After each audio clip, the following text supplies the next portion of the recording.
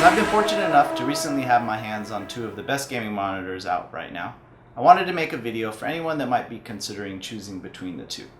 On the one hand, you have the Acer Predator X34, a really nice ultra-wide and super spacious 34-inch monitor. With G-Sync and the ability to go up to 100 Hz, it's definitely one sexy beast. On the other hand, you have the Asus PG279Q, a 27-inch IPS panel with G-Sync as well, but with the ability to display a blistering 165 frames per second. Now, a few months back, Asus announced they were going to release their own 34-inch 100Hz widescreen monitor, the PG348Q. At the same time, they announced the 165Hz 279. And at that time, I really wondered about which monitor would make for the ultimate single-screen gaming setup, having a huge widescreen or having monster refresh rates. Since Asus has yet to release their upcoming beast, I decided to pick up the Acer Predator to see how the experience of using their 34-inch monitor will compare to the best that Asus currently offers. As Asus will most likely use a really similar panel to what Acer uses in their 34-incher, I was excited to be able to compare both these monitors now to see which type of monitor I thought provided the best overall experience. Having used both monitors pretty extensively for gaming and general desktop usage over the last few weeks, and doing individual reviews on both, I've come to a conclusion on which monitor is better, and that is that it depends. So let's go ahead and get these guys turned around, and I'll quickly go over some of the design and feature differences between the two. You can see the 34-inch here is a lot wider. The Acer is a lot wider overall, and that helps a lot when you're using your computer, just regular desktop type usage, right? When you're doing video editing, let's say, or using spreadsheets, or even comparing browser windows side by side, or Word documents, because you can put three vertically across and they display on the page all at once, versus the 27-inch you can really only do two documents side by side. So that's pretty convenient. Both of these monitors have the same DPI, just because of different screen sizes and the different resolutions. It works out to within 1 DPI. So text and stuff looks equally sharp on both monitors, so one doesn't really have an advantage over another. Movies are also a lot better on the Acer, as you can imagine, with the aspect ratio. So if you have any movies shot in 21:9, it's just a lot nicer experience watching movies on the Acer for sure. Now, if you notice here, one thing I did kind of realize when I was typing a lot on the Acer monitor, you can see how much more it shakes when I'm shaking the desk here. And I'm a pretty quick typer, so I do kind of mash my keyboard a little bit hard.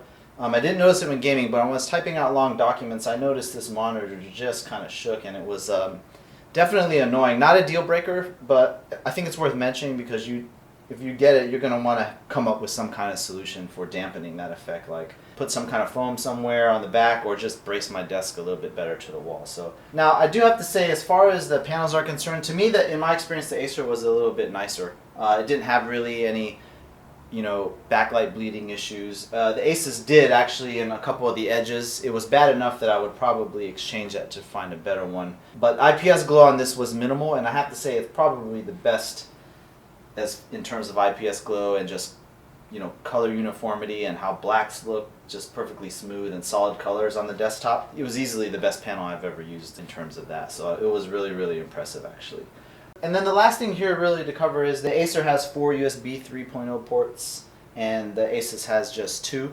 They can both charge your devices, which is kind of nice, and both have HDMI and display ports. They have headphone out jacks as well, which are a little bit hard to get to, but it's there if you need it. And then the final thing is they do both have built-in speakers, which is a little bit weird to me, because if you're spending this kind of money on monitors, I'm sure you have much better speakers. But it's nice, I guess, if you're going to plug a console or something in one of them, you can just use those speakers like you would on a cheap TV, pretty much the same. But to me, it'd be better if you just get an audio switch and use your good speakers, but it's there if you need it. To me, the choice between these two monitors all comes down to the kind of games you like to play. I'm personally a big BF4 guy. With nearly 800 hours of playtime into the game, I can pretty consistently score in the top 3, assuming there isn't an annoying tank or little bird totally dominating the map and going something like 86-2. Now, I only mention this to say that I have plenty of experience to be able to judge how differently the game plays between the two monitors. And I have to say, there's a definite advantage with using a widescreen in Battlefield or any first-person shooter game, and that's the extra field of view you get. So let me show you a little in-game action here and side-by-side footage, just to help give you a sense of the difference between the two. I won't be able to demonstrate the frame rate differences here on YouTube, obviously, but hopefully I've described those differences well enough by now that you have a good idea. So first we have some Battlefield footage, and then I'll show you some Grand Theft Auto. Here's your meds, pick it up.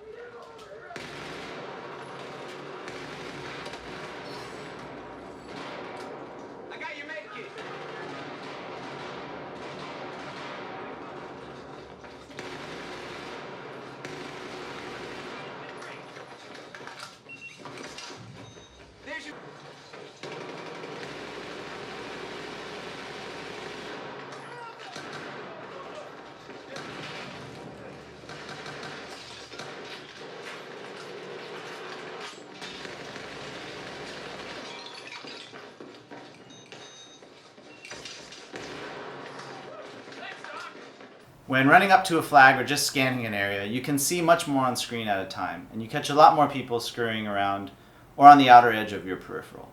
I felt the impact of this a lot while gaming with the X34, but it came with a pretty large trade-off, which is the reduced refresh rates.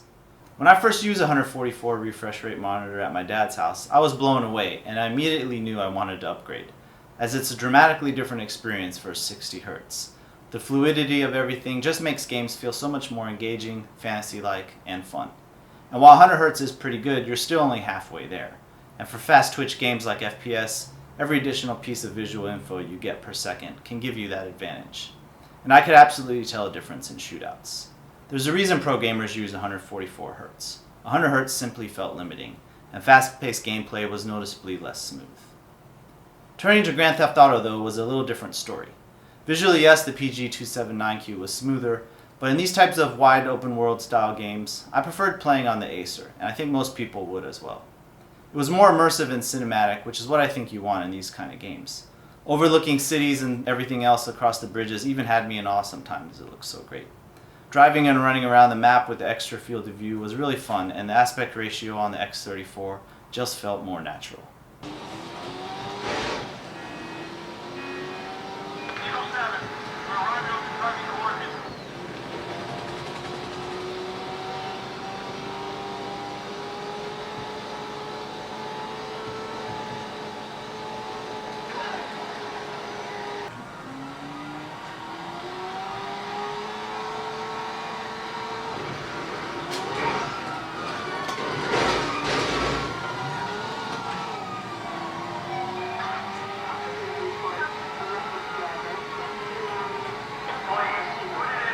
Now unfortunately, if you're a big League of Legends or other RTS player, I can't really tell you what's better since I don't play those kinds of games.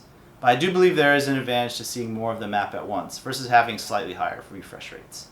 Certainly for racing games, which I love, you want to be able to see out further to the sides when looking through your turns on the track. Although frames per second is critical here too, so if you're planning on building a dedicated racing simulator like I hope to do, I'd go with BenQ's 144 Hz 34-incher. It's only 1080p, but resolution isn't near as important for racing sims, and the added frame rates are worth sacrificing those extra pixels for. But for gamers who play all kinds of different games, and who want the best single gaming monitor there is, I think you'd be most happy with the Acer X34 Predator. The advantages in desktop usage versus a 27-incher is a big bonus, and the 100 Hz still gives you that added smoothness you can feel over a 60 Hz panel. And I must admit, going back down to my 27-inch monitor definitely had me missing the extra screen space. Of course, not every game supports widescreen, and sometimes you may run across the odd issue or black bars in cutscenes and stuff like that, but most of the top games do support it, and that list is growing every day. Price is certainly a consideration here too, as the Predator sells for $1,300, where you can find the Asus online for about $750. So if you're shopping between these two monitors, I can only say that you should think about what you value most from your personal game playing experience, and consider the types of games you tend to play most often. In the end, I don't know what the perceivable limit is on FPS, but I imagine it's fairly high and probably pretty different for everyone. Could you blindly tell the difference between, say, 165 Hz and 240? I have no idea, but I've been playing video games for over 30 years, and I could tell a very, very slight difference in 165 versus 144. Although honestly, much more above that, and I think my ability to tell the difference would fall off pretty quick. That is unless you showed me a big incremental jump up to, say, something like 500. Still, I'd love to see monitors be able to hit 240 or even 500 Hz, which would start to match the polling rate of some high-end mice. But you need a lot more horsepower than you could get on a single video card today. So for now, 165 Hz remains king in first-person shooter land, and because of that, I'll be happily sticking with the Asus.